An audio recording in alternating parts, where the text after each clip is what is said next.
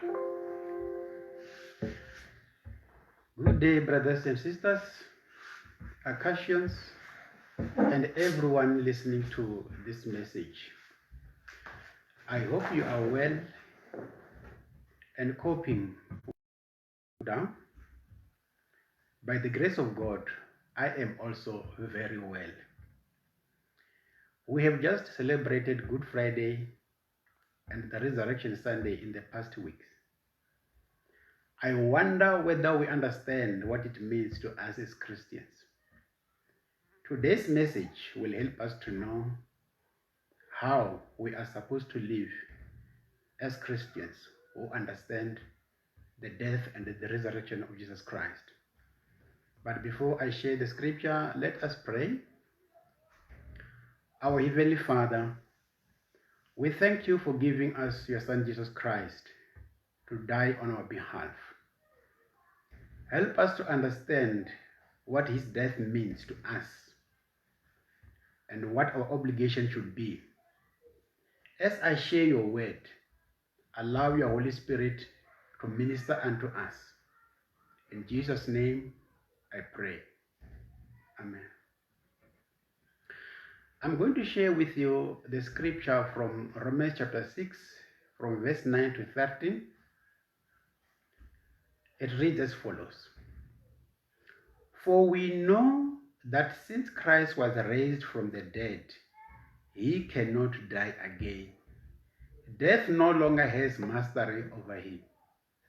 The death he died to sin once for all.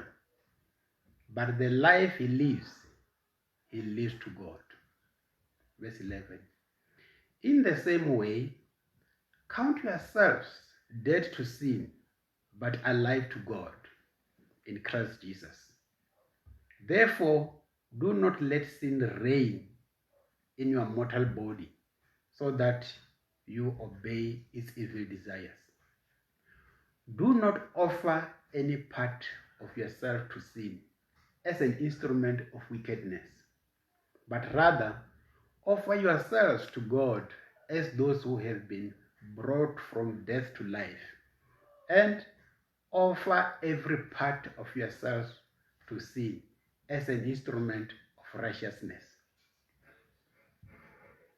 My message will focus mainly on verse 13, which says, do not offer any part of yourselves to sin as an instrument of wickedness, but rather offer yourselves to God as those who have been brought from death to life, and offer every part of yourself to sin as an instrument of righteousness.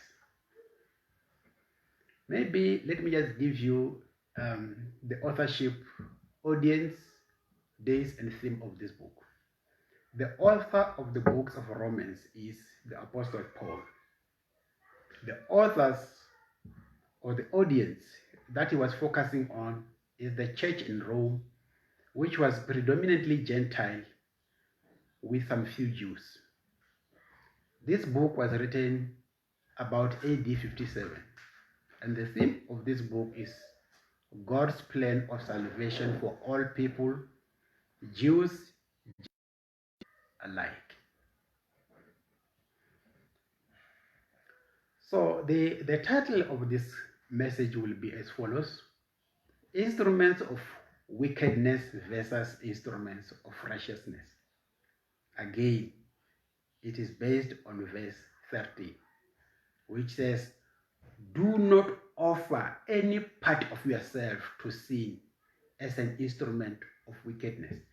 This is what Paul was trying when he was speaking to this church in Rome. Maybe let me explain this concept of wickedness. When Paul says, do not offer any part of yourself, by any part of yourself, he was meaning all part of human bodies, starting from your head, our eyes, our mouth, our hands, our feet. He says, do not offer any of this part to sin as is wickedness. Maybe another question that we should ask is, what is wickedness? Wickedness means evil committed consciously and of free will. They include boastful, arrogant, disobedient, ungraceful, or unholy. Or say, for instance, we know that we are not supposed to lie. If I lie, I'm doing it deliberately, and that is a form of wickedness. So, according to Paul, all of us as Christians, we must never offer any part of ourselves to sin as an instrument of wickedness. What he's emphasizing here is that we should offer every part of ourselves to him as an instrument of righteousness. Let me go straight to verse 9. Verse 9 says, Christ raised from the dead. Christ was raised from the dead. And death is no mastery over or power over him. What do we understand by that? If the Bible says Christ was raised from the dead and that death has no mastery or power over him, it means he has overcome death. And verse 10 says he died to sin once for all. And once for all, this also means he even died for us, you and me. Verse 11 says, in the same way, count yourself dead to sin. What does that mean? I like that statement which Paul says in verse 11. He says we must count ourselves dead to sin, but alive to God. If the Bible says we must count ourselves dead to sin, it means we must know and understand that we died with Christ. So even though we are still alive, but our body has been crucified with Christ, but alive to God. Let me emphasize this point. We must never pretend to be dead. We must understand that the death of Jesus Christ on the cross was a serious thing. It demonstrated God's love. So we must dead alive. Let me just explain this. If we are dead to sin, it means we cannot commit sin deliberately. A dead body can never be tempted. Say, for instance, you are dead, and then somebody brings something like alcohol. Say, for instance, before you died, you were drinking alcohol, and somebody brings alcohol.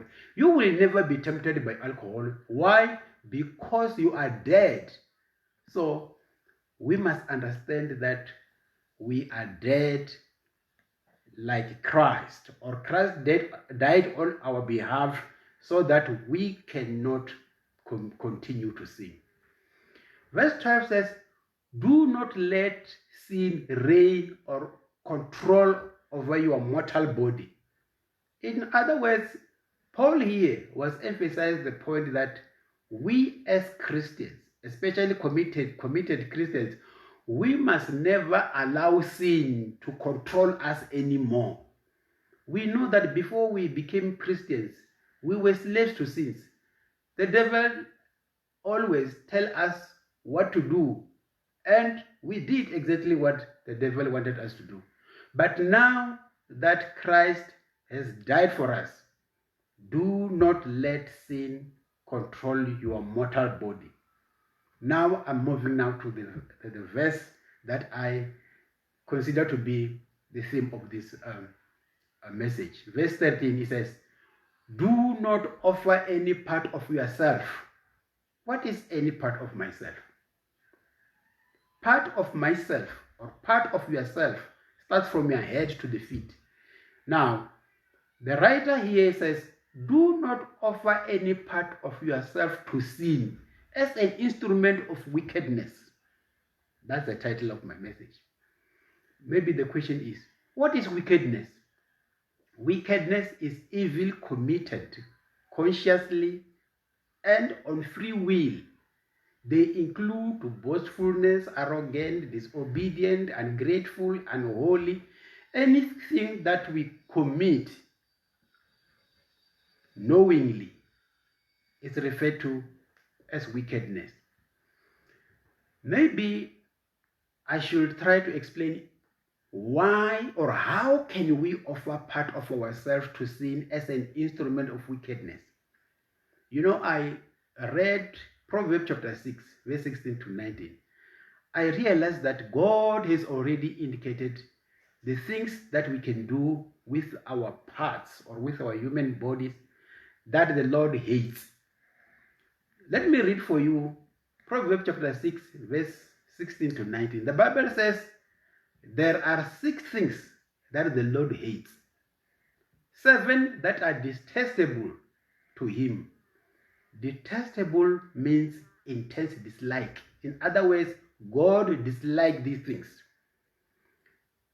Verse 7 says, these are the things. Number 1, haughty eyes.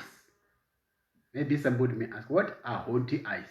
Haughty eyes is arrogant and full of pride, a lying tongue, hands that shed innocent blood, a heart that devises wicked schemes, feet that are quick to rush into evil, a false witness who pours out lies, and a person who stirs up conflict in the community. These are the things that the Lord detests or dislike. Let me repeat them. Number 1, haughty eyes. Number 2, a lying tongue. Number 3, hands that shed innocent blood. Number 4, a heart that devises wicked schemes. Number 5, feet that are quick to rush into evil. And a false witness who continues to pour out lies. And then a person who stirs up. All this happens through the human bodies. So it means if I am still using my eyes as an instrument of sin, if I'm still using my tongue as an instrument of wickedness, if I'm still using my hands as an instrument of wickedness, I am not complying. I do not understand death as it is explained by Paul. I mean here the death of Jesus Christ. Maybe another question that I should ask is, how do you offer every part of yourself to him as an instrument of righteousness? This is exactly what we as Christians are supposed to do. We need to offer every part, not one, every part of ourselves to Christ as an instrument of righteousness. Let me give you an example here. If we read from Hebrews chapter 12, verse 2, the Bible says, fix our eyes on Jesus, the author and finisher of our faith. In other words, we as God's children, we need to know and understand that we must use our eyes most of the time to fix them on Jesus Christ. Because when we fix our eyes on Jesus Christ, we won't be able to see the evil that the devil is doing. So when we fix our eyes upon Jesus, the author and finisher of our faith, we are doing good to ourselves. Number 2, the tongue. When we read from Proverbs chapter 12, verse 18, the Bible says, the tongue of the wise brings healing. In other words, if we use our tongues wisely, it brings healings to us. It brings healings to me. It brings divine healings to me as a person. And also bring healings to my neighbors, to everyone close to me. Because my wise tongue will be able to advise appropriately. So when we use our tongue wisely, then it means here we offer our tongue as an instrument of righteousness. Point number 3, Hands. How can we use our hands appropriately or as an instrument of righteousness? Psalm 134 verse 2 says, lift up your eyes to the sanctuary and bless the Lord. In other words, our hands are meant to bless the Lord. When we raise our hands up and pray and worship God, when we do that, we are using our hands as instruments of righteousness. Again, when we read from Acts chapter 20, verse 35, the Bible says, it is more blessed to give than to receive. In other words, if we use our hands to bless or to give other people, we shall receive more blessing. So we need to stop using our hands to steal, to kill, or to destroy other people's lives. Because when we do those things, we're using our hands as instruments of wickedness. Point number 4, it says, how do we use, or how can we use our hearts as an instrument of righteousness? When we read from Luke chapter 10, verse 27, the Bible says, love the Lord your God with all your heart and with all your soul and with all your strength and with all your mind. If we do that, we are using our heart as an instrument of righteousness. And this is what God is expecting from us. But if we don't use our heart appropriately, we plan evil by using our heart. And when we plan evil deep from our hearts, then we're using our hearts as instruments of wickedness. Feet. Romans chapter 10 verse 15 says, how beautiful are the feet of those who bring good news. Your feet becomes beautiful when you are on the way to share good news. Do justice, to worship him and to glorify his name. I like this one. How beautiful are the feet of those who bring good news. Think about the trips that you take, places that you go. When you go to these places, do you plan appropriately before you do that? I want to say we need to use our feet appropriately in order to glorify the Lord. This is what God is expecting from us. Point number 6, witness. Mark 16 verse 15 to 16 says, go ye into all the world and preach the gospel to every creature. What does that mean? It means we must be able to witness Christ wherever we go. We must be able to share the word of God with anyone we come across. Let me say this. Another way that we can use our parts of our bodies as instrument of righteousness are these. Paul in Philippians chapter 4 verse 8 says,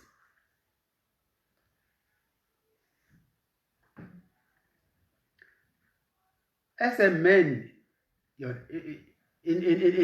Paul in Philippians chapter 4 verse 8 says, finally, brothers and sisters, whatever is true, whatever is noble, whatever is right, whatever is pure, whatever is lovely, whatever is admirable, if anything is excellent or praiseworthy, think about such things. I think this is what Christ has died for. That we should think appropriately. That we should think about good things. Things that can glorify the Lord in our daily life. I also like what Proverbs 23 verse 7 says. It says, as a man thinketh in his heart, so is he. In other words, you are the product of your thinking.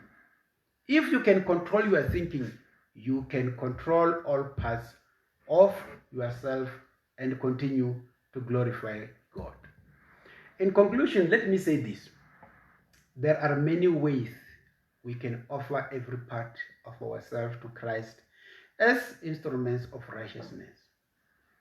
If I am not a Christian, I must know the first thing that I have to do is I must repent from our sins and accept Lord Jesus Christ as Lord and Savior.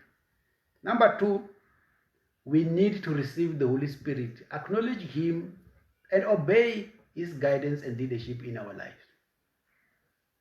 If we can continue to do that, I promise you we shall live in accordance with the Word of God. Let us pray.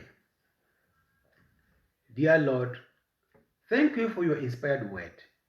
May you allow it to fall into fertile hearts and start bearing fruit. May you allow the Holy Spirit to enable us to apply it in our daily life. In Jesus Christ we pray. Amen. Let us receive the blessings from God. May the grace of our Lord Jesus Christ, the love of God and fellowship with the Holy Spirit abide with us all, now and forevermore. Amen.